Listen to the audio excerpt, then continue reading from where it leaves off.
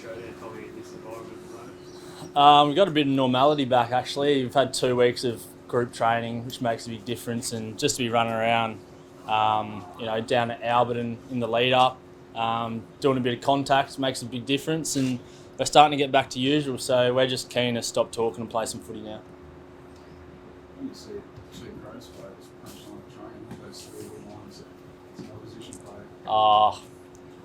It's not unusual in our sort of industry. We're obviously fiercely competitive, and Bill's got a little bit of niggle in him, so it's no surprise that something like that might happen at training. We've had our own scuffles from time to time, probably nothing that's escalated to that level, but yeah, the boys get under each other's skins, and it's just what we do.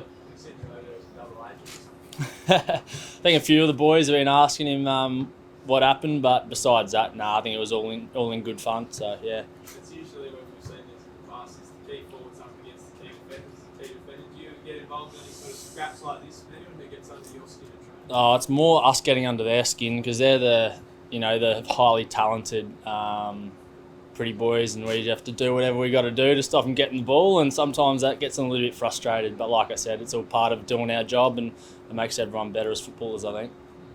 Tommy, you carried a pretty big burden since footy was shut down, top of the ladder for so long, mate. It's been tough, mate. It's been tough.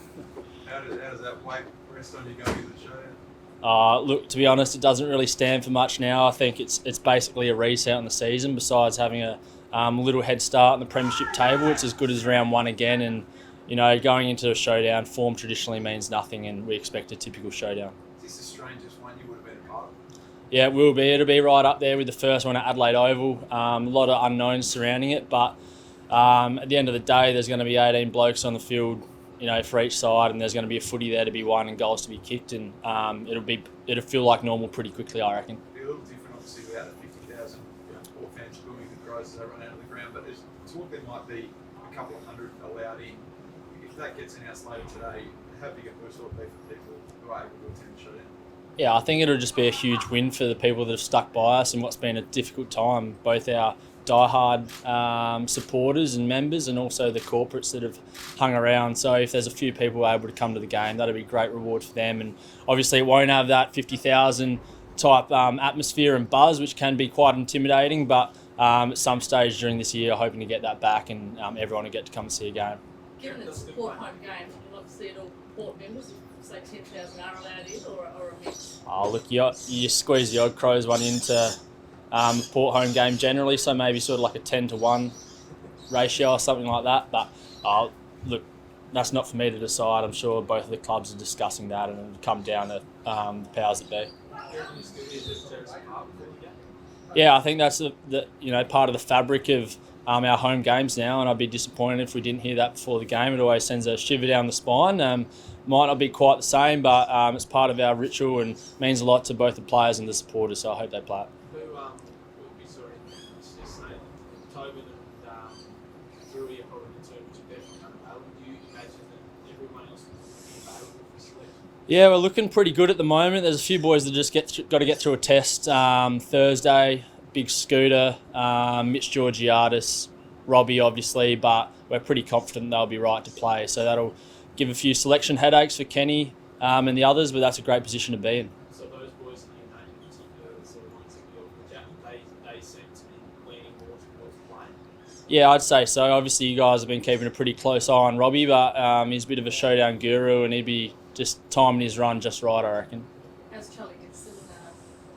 Yeah, he's chomping at the bit, Big Chaz. He's had a long off season. He's big and fit and strong, and he's been dominating at training. So looking forward to him translating that onto the field. And he's just an enigma for us. He brings a heap of energy. He just is a man mountain. He has that presence. So it'll be great to have Big Chaz out there.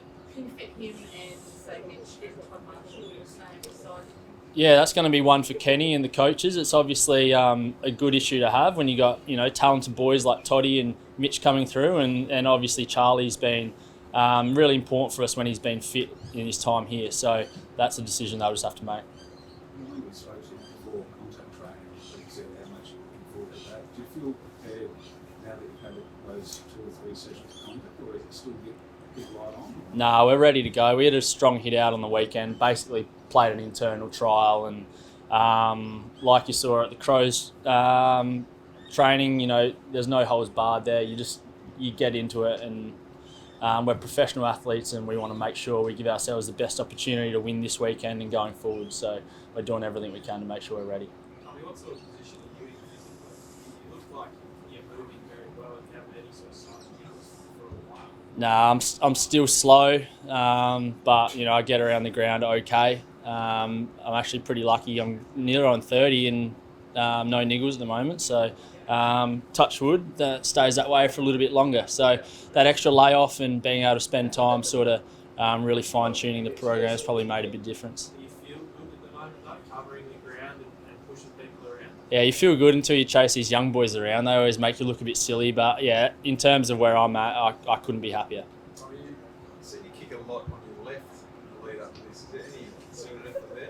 I've always tried to work on the left side of the body, and when I came back 3 weeks ago, I had a little bit of a tight quad, so it was just a bit of management to do the right thing, but right now I'm all good. I think, like I said, I'm not the quickest player out in the park, so by being two-sided, that can help when you get into sticky situations. You touched on intimidation when the crowd sort of reigns over the other team. Where do you get that factor from now with that?